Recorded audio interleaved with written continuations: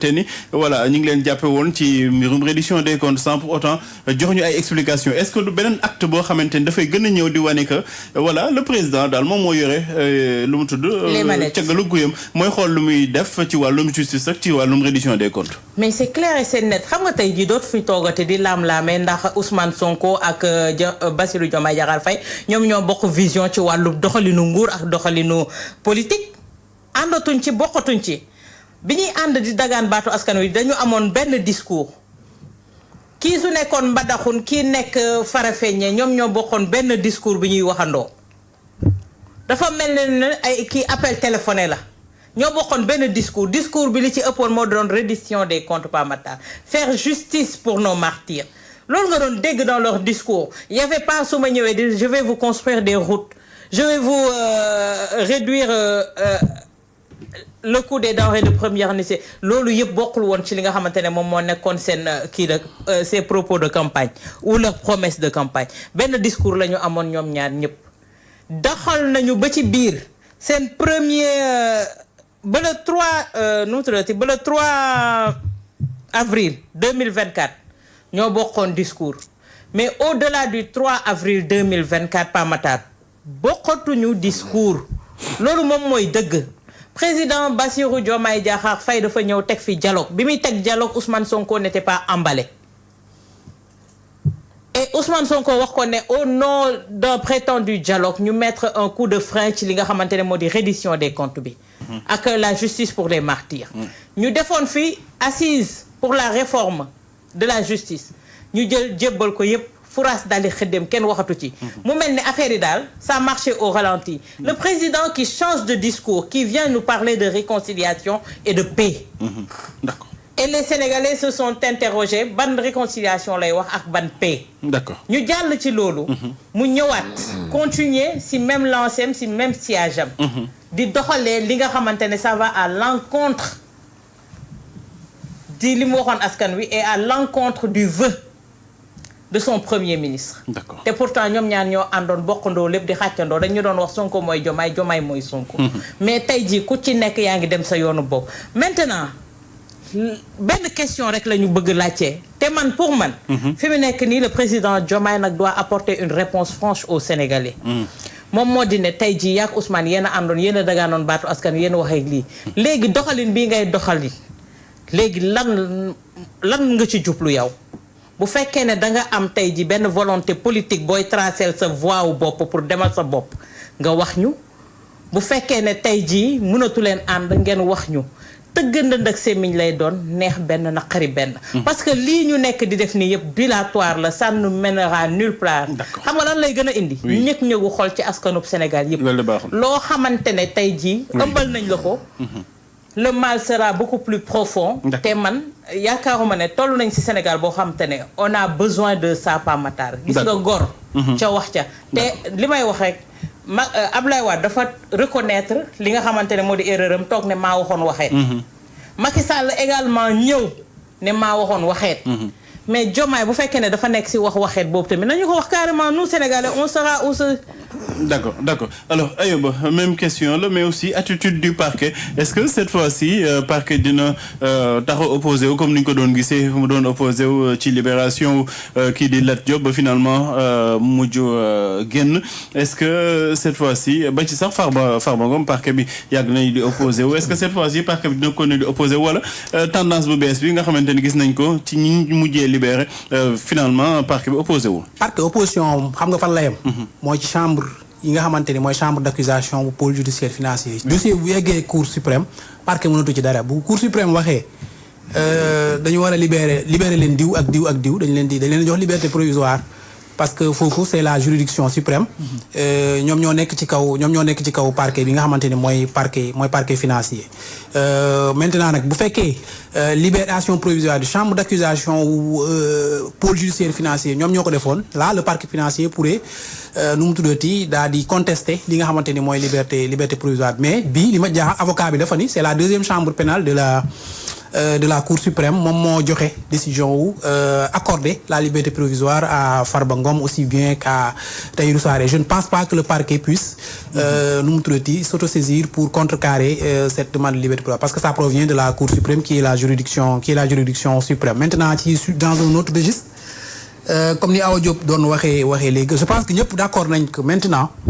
que ni le président de la République et son premier ministre bokkutuñu gis-gis ci wàllum non seulement politique mais ci wàllum ni nga xamante ni noonu la ñu war a doxalee la reddition des comptes ni la ñu war a doxalee aussi le dossier des martyrs. Et je pense que loolu le président penche plutôt vers nu mu tuddati une république stable boo xamante ni du ñu yëngalaat yenn dossiers yi moom jàpp na ni bu ñu ko yëngalaatee mun na indi mun na jouer ci cohésion bi nga xamante ni tey jii moom la ñu am et le premier ministre pense que dossiers yooyu dañ ko war a lijjanti quoi qu'il en coûte parce que c'est des choses assez graves qui se sont passées et que bu ñu ko bàyyee mu continuer même régime bii nga xamante ni mi ngi fi mun nañu être tenté à ce que ñu doxalaat les mêmes pratiques répressives ki nga xamante ni Macky Sall mi ngi ko doon doxal.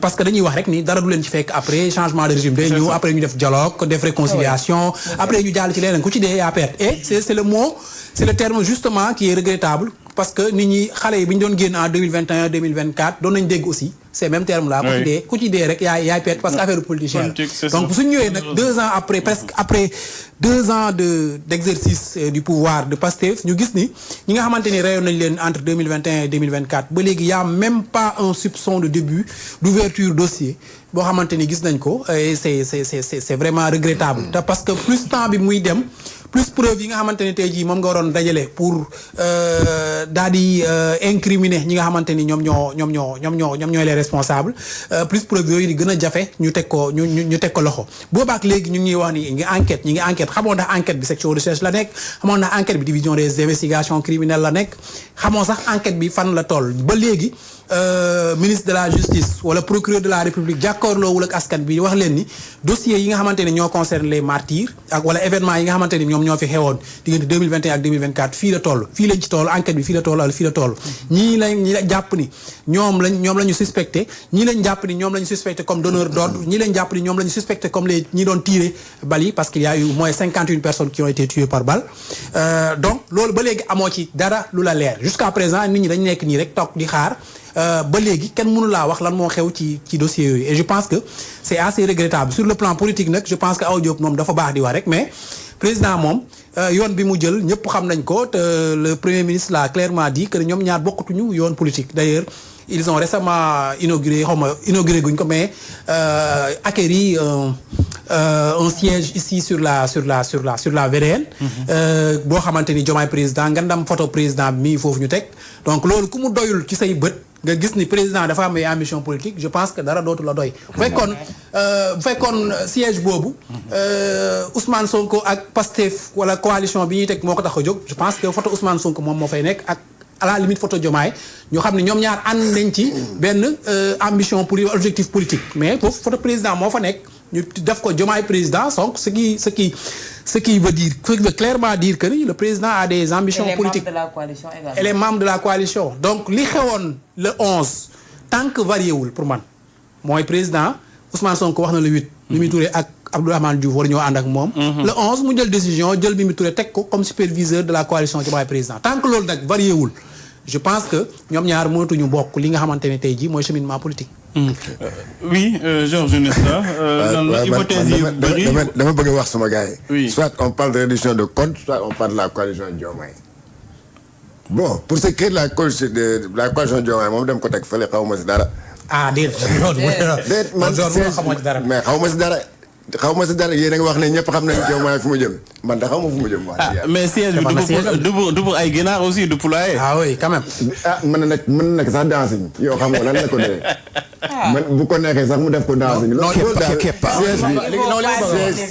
siège bi daal vraiment mooy siège boobu liggéeyal Sonko taxu koo jóg. dama xaw liggéeyal Pastef taxu koo jóg. ba léegi man daal mais les membres qui composent la coalition rek. waa léegi doole ma may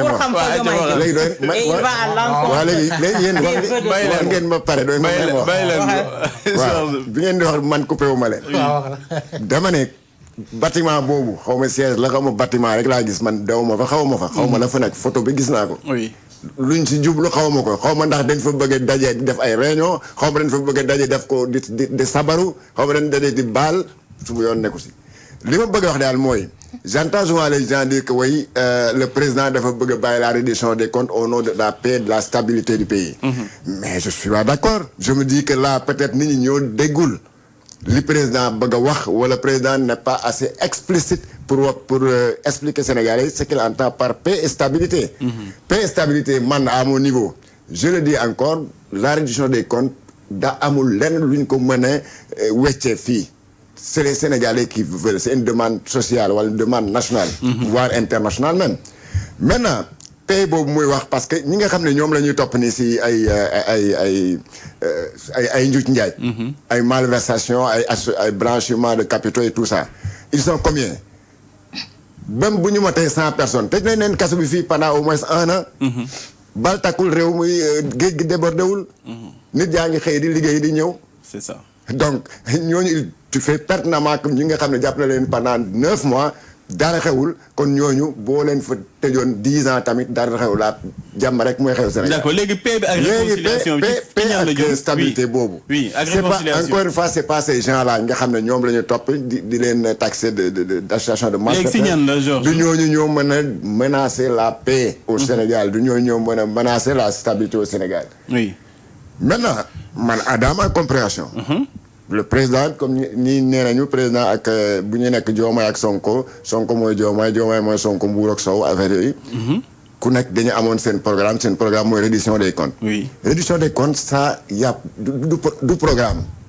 La reddition des comptes pour un pouvoir c'est pas un programme c'est une obligation. un impératif. C'est un impératif c'est une obligation kooku jarul nga koy programmer sax parce que xam nga que ne par A ou B tu vas le faire. yow tey boo taxoo si benn kër nga jël loué benn kër. nekk fa bees. yow xanaa balaa borom kër gi dina jox caabi bi sax nga nekk ay robinet bi dafa lampe bi dem na robinet bi amul woon lii ak lii ak lii. comme ça yow booy delloo kër gi nga mun leen wax ne lii laa fekkoon réew tamit noonu la mel. réew boo fa ñëwee par A ou B di nga def la reddition des comptes qui est très différent de truc comment on appelle de règlement de compte. Reddition des comptes mooy ñu xool fan laa fekk réew mi. mais sauf que. depuis que Sénégal nekk Sénégal reddition des comptes musul am Georges Nesta. ma ne depuis Sénégal nekk Sénégal reddition des comptes musul am. mais c'est parce que ñi fi doon nekk président de la République. boo ko jëlee si Abdou Diouf ba léegi. oui parfois cette histoire de CREI. wala lu ñu doon woowee reddition des comptes c'est juste une épée de Damoclès pour mën a noppiloo gars yi. quand Diouf est venu ici arrivé au pouvoir il contrôlait pas le PS. dafa fekkoon ay de grands barons yoo xam ne ñoom ñoo ko gënoon a yàgg PS ñoo ko ëppoon légitimité au sein du PS. mu créer cette CREI là pour mën leen a mettre au pas. ñu xam ne ñii su ma leen créer ay problème du ma yàgg si nguur gi. c'est ça. parce que beaucoup de socialistes à l'époque contestaient le fait que Senghor may nguur gi comme ça Abdou Diouf. mais depuis qu'il a créé la CREI gars yi ne net noppi. oui di ko ataayal. oui Wade quand il est venu aussi. xam ne ces socialistes là c'est des milliardaires yàgg nañ fi 40 ans. il les a menacés également. la majeure partie qui ont pillé des sociétés là. ils sont allés se réfugier dans son parti. d'accord am na jamono yoo xam ne boo demoon conseil des ministres temps Abdoulaye Wade. socialistes ñoo fay ëpp. d'accord continuel ci Macky Sall. Macky Sall ñëw. oui il a fait la même chose. lu mu daal di tari bu baax lu mu jàngee si Abdou Diouf ak Abdoulaye Wade. d'accord créer son la CREI. oui CREI boobu kan la si jàpp. benn nit. Mimi Touré mii moo doon topp gars yi. d'accord ñu ne c'est un bon ministre de la justice ñaata milliards la fi indi si Karim Wade. d'accord Karim Wade n'a donné aucun franc. dañuy jàll Macky Sall ñëw ci Diomaye. ah Diomaye. waaw léegi Diomaye ñëw na. oui Diomaye nag xamaguma fu mu jëm de. mais xam naa moom reddition des comptes bi moom il peut pas l'éviter. loolu parce que balaa ngay naan réconciliation il faut que justice am gis nga la justice précède la réconciliation. ouais. la vérité et la justice ñooy ànd. vérité ak justice nag bu ñu àndee réconciliation door a am. fu mu mënta nag si biir réew mu fekk muy réew moo xam ne dafa jóge si guerre muy réew moo xam ne dafa am des nit ñoo xam ne dañ ko piller balaa ngay naan réconciliation nga jaar si dëgg bi d'abord ñu ne dëgg bi diw moo def lii diw moo defoon lii vérité justice ensuite réconciliation. d'accord mais tu peux pas sauter ces deux étapes là dem naan voilà on cherche la. d'accord Georges fi nga daaneelee nii ton grand frère doit t'appeler à ses côtés nga servir que de conseiller. kan mooy grand frère. Diomaye. Petit frère. Est-ce que ton Georges petit Magu frère ko autant pour moi. non j'ai pas besoin qu'il